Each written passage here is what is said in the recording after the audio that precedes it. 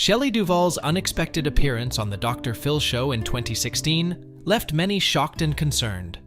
In the interview, Duvall made a series of disturbing and incoherent statements, including bizarre claims about her mental health, Robin Williams, and even extraterrestrial implants.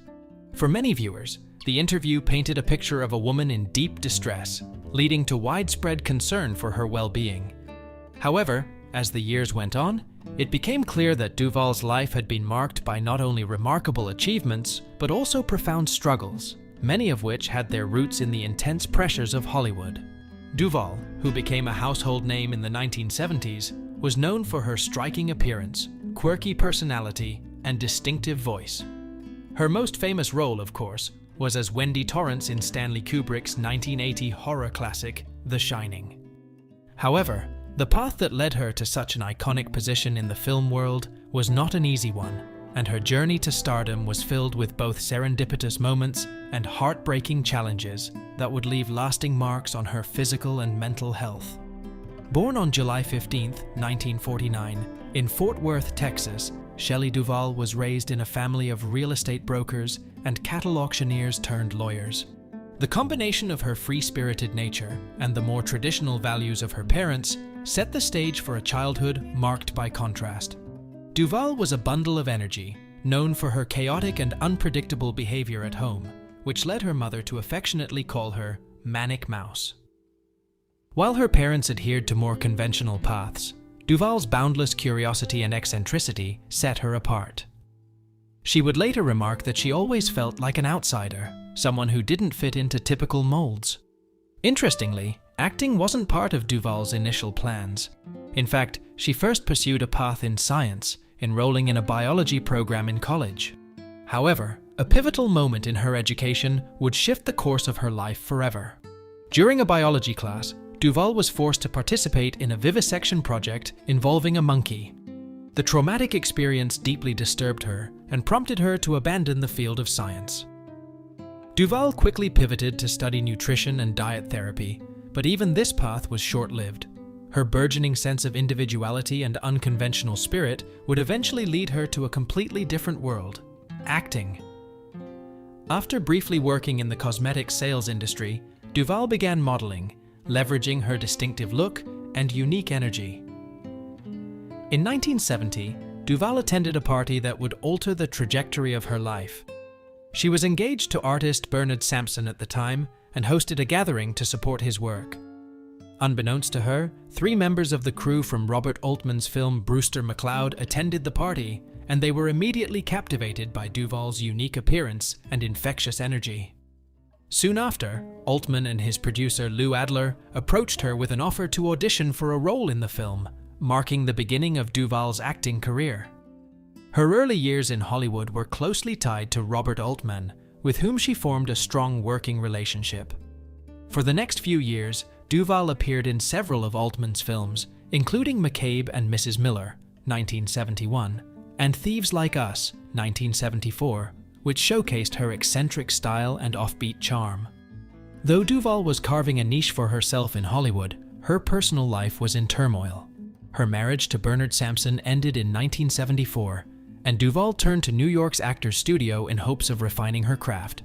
Yet, despite her best efforts, Duvall found that the school's structured, methodical approach to acting did not align with her free-spirited and intuitive style. She soon decided to abandon this formal approach in favor of a more organic method that reflected her true nature. Duvall's breakthrough came with the 1977 film 3 Women, another collaboration with Altman. In the film, she played the role of Millie Lamoureux, a character whose story Duvall largely shaped through improvisation. Duvall ad-libbed much of her dialogue and even contributed to aspects of the character's set design and diary entries. The film was a critical success, and Duvall was awarded Best Actress at the Cannes Film Festival. The role cemented her reputation as a unique, boundary-pushing talent and earned her international acclaim. However, success on the screen did not come without its costs. In 1979, Duvall entered into a high-profile relationship with singer Paul Simon. But despite the glamour and the celebrity world she was suddenly a part of, Duvall found herself feeling trapped and unfulfilled. In a Cosmopolitan interview, she later described this period as one of the darkest in her life. Seeking solace, she turned to actress Carrie Fisher, a friend who would offer her much-needed emotional support. After introducing Simon to Fisher, Duvall ended her relationship with the musician and began focusing more intently on her acting career. In 1980, Duvall's career reached a new peak when she was cast as Wendy Torrance in Stanley Kubrick's The Shining. Although the film would go on to become one of the most influential horror films of all time, Duvall's experience on set was far from smooth. Kubrick's notoriously demanding and harsh directing style pushed her to the brink of exhaustion. The production was grueling, and Duvall faced immense stress as she endured long hours and constant criticism from Kubrick. The stress took a physical toll on Duvall. Her hair began falling out due to the extreme pressure, and she was pushed to emotional and physical limits. The behind-the-scenes hardships of The Shining were not widely known at the time, and as a result, Duvall received a Golden Raspberry Award nomination for Worst Actress, an honor that was later rescinded when the public became aware of the intense circumstances she faced during the film's making. After The Shining, Duvall reunited with Robert Altman for Popeye, 1980, where she played Olive Oil. While the film's reception was mixed, Duvall's performance as the iconic character was well received, showcasing her comedic charm. In the years that followed, Duvall moved away from acting and began producing and narrating children's programming. She took a step back from Hollywood, retreating from the public eye and seeking a quieter life. In 1989, she began a relationship with writer Dan Gilroy, hoping to leave the pressures of fame behind.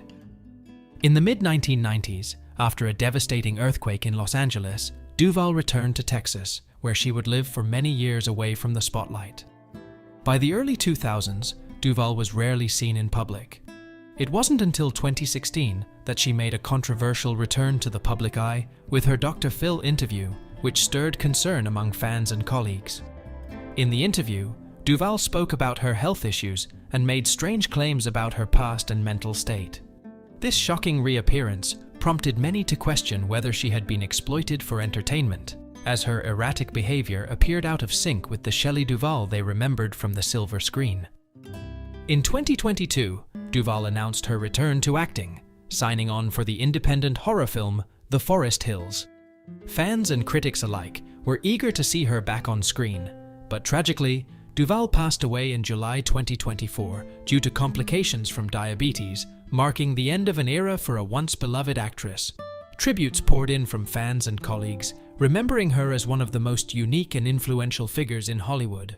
Though Duvall's time in the public eye was limited, her impact on film, especially in The Shining, remains an enduring legacy.